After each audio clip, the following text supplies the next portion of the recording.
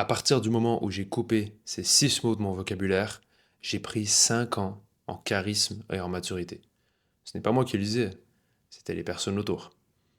Tu vois, tu peux avoir les meilleurs habits, le corps le plus musclé, la plus belle coupe de cheveux, mais dès que tu ouvres la bouche, les mots que tu prononces et la façon dont tu les prononces peuvent complètement tuer ton charisme, surtout avec les femmes. C'est pour ça que je te propose une liste de 6 mots que j'entends quotidiennement et qui pour moi tuent complètement le charisme d'un homme. Il n'y a pas forcément d'ordre, il n'y a pas un pire que l'autre, mais ces 6 mots combinés dans les mêmes phrases à répétition viennent entacher l'image que tu essaies de te donner. Ton temps est précieux, le mien aussi. On va commencer dès maintenant avec un classique, le wesh. Le wesh, c'est un mot qui peut être utilisé dans n'importe quel contexte. Soit pour amplifier une expression, lorsque tu as un étonnement, ou lorsque tu veux mettre de l'emphase dans ta phrase, tu dis wesh, lui il m'a fait ça. Wesh, je pense si. Oh wesh, il m'a. Tu vois, il y a toujours le wesh pour venir amplifier l'expression. Indiquer à ton interlocuteur que tu es surpris, tu es choqué, que c'est plus grand que la phrase ne le laisse penser. Et il est là le problème. Il faudrait qu'avec ta phrase, sans le mot wesh, tu arrives déjà à transmettre ton émotion en utilisant d'autres mots. Si tu veux transmettre de la colère, tu peux utiliser des expressions, tu peux élever le ton, tu peux dire que à ce moment tu étais énervé, que tu étais colérique, que tu étais choqué, etc. Tu n'es pas obligé d'utiliser le mot wesh. Le deuxième, c'est pas un mot, c'est un son qu'on prononce tout le temps lorsqu'on doute et que je n'ai pas prononcé une seule fois depuis le début de la vidéo. Et c'est pour ça que ça fait du bien à tes oreilles. Mais si je commence entre chacune de mes phrases à faire un certain son, là tu vois que tout de suite mon discours il est moins précis, moins intéressant. Tu vois la différence. J'ai même pas eu besoin de le dire, mais hmm, les sons comme ça, entre les mots, indiquent simplement à ton interlocuteur que tu n'as pas confiance en toi, que tu doutes, que tu dois réfléchir à ton texte. Mais forcément, lorsqu'on parle à quelqu'un, on réfléchit en même temps de parler. Mais il ne faut pas le laisser indiquer à notre interlocuteur.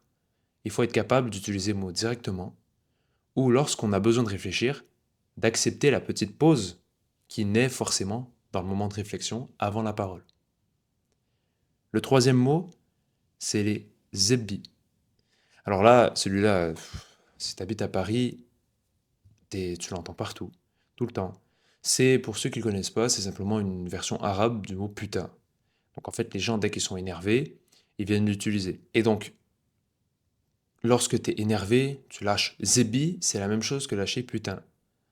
Mais le problème, c'est que les deux, ils sont moches. J'aurais pu mettre zébi et putain dans la même catégorie, c'est la même chose. Ça fait juste indiquer à ton interlocuteur que tu es vulgaire. C'est tout. Que tu contrôles pas tes émotions, alors que le contrôle émotif est une caractéristique masculine par excellence. Je dirais même que c'est peut-être la plus importante. Et donc, ne pas être capable de contrôler ses émotions et devoir réagir à chaque chose qu'il se passe par zébi ou putain, lorsque quelqu'un ne te répond pas, lorsque quelqu'un te coupe sur la route, ça indique juste à quelqu'un en face de toi que tu n'arrives pas à contrôler les émotions. Et ça peut directement la faire fuir. Pour le quatrième mot, on a un classique aussi, t'as capté. Et là, c'est un sens différent. C'est pas un sens de manque de contrôle émotionnel, mais c'est plutôt un sens de manque de confiance en la clarté de tes idées. Lorsque tu as besoin de terminer une phrase par t'as capté, ça peut vouloir dire deux choses. Soit c'est un automatisme, donc l'effet n'est pas si grave, mais quand même, tu pourrais l'enlever et ça n'ajouterait rien à ta phrase ni ne retirerait aucune clarté ni aucune précision. Donc tu peux l'enlever. Mais si c'est parce que tu n'es pas sûr d'avoir été clair, alors là, ton charisme, mort, fini, terminé, zéro. Tes mots doivent être précis. Une phrase, c'est une source d'information que tu transmets à quelqu'un. Si la source d'information n'est pas claire, tu ne peux pas ajouter une petite phrase à la fin, un petit bout, pour juste être sûr d'améliorer la clarté. Non, parce que là, tu donnes un signe à la personne que tout ce qui vient avant n'est pas très précis, n'est pas très clair. Donc, regarde avec la personne. Lorsque tu as donné ta phrase, s'il y a un questionnement, regarde dans ses yeux, regarde dans sa façon de se tenir. Et peut-être qu'elle va te le dire. j'ai pas compris. À ce moment-là, tu réexpliques. Mais tu n'ajoutes pas t'as capté, t'as compris, ça ne sert à rien. Ce sont des mots vides qui donnent un signal d'alerte. Le cinquième mot, c'est un ensemble de mots qui viennent du verlan. Meuf, ref, pécho, etc. Tous ces mots-là dégagent. Ça vire. À la limite, le mot meuf est utilisé maintenant par presque tout le monde, mais encore là, est-ce que tu veux être comme tout le monde ou tu veux être supérieur dans ton charisme et dans ta prestance? Si tu veux être supérieur, n'utilise plus le verlan. Parle. La langue française est une langue très riche. Parle en langue française, traditionnelle. Si tu veux parler d'une meuf, tu parles d'une femme. Si tu veux parler d'un ref, tu parles d'un frère. Et le dernier mot. Alors là, lui, je suis presque sûr que tu l'utilises. Genre. Et ce mot-là, un peu comme il est utilisé entre les mots de ta phrase pour combler les vides. Genre, ouais, du coup, je faisais ça, genre, et je me disais que, genre, ouais, on pourrait faire ça, tu vois, genre.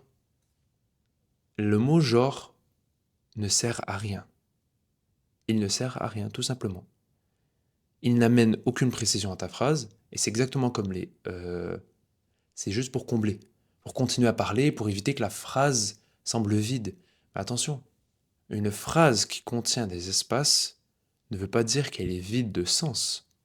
Au contraire, c'est pour laisser le temps au cerveau de notre interlocuteur d'assimiler et de comprendre chaque mot parce que chaque mot de la phrase a besoin d'être compris.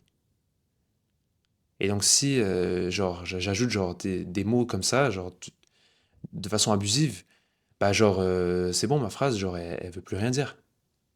Voilà. Maintenant, comme dit, il n'y a pas d'ordre précis dans cette vidéo par rapport aux mots. Et peut-être que tu ne les utilises pas tous. Mais essaye de travailler un. Juste un mot que tu utilises souvent et de l'enlever de ton vocabulaire. Au départ, tu vas t'en rendre compte que tu utilises plus wesh, plus t'as capté. Et ensuite, progressivement, lorsque le mot voudra sortir, tu vas le retenir. Et ça te fera bizarre au départ. Tu auras même peut-être envie de le remplir avec quelque chose d'autre. Une autre expression, un autre mot, un autre son. Comme j'ai dit plusieurs fois dans la vidéo, laisse le vide s'installer. Et tu verras progressivement un mot, puis un autre que tu retires de ton vocabulaire. Chaque son qui sort de ta bouche aura une importance. Et les gens s'en rendront compte. Et les gens porteront plus attention à ce que tu dis. Et les gens trouveront que tu t'exprimes d'une façon plus mature, plus réfléchie, plus charismatique. Je te dis bonne chance dans ta quête de ton plein potentiel et du charisme. Et à la prochaine. Ciao.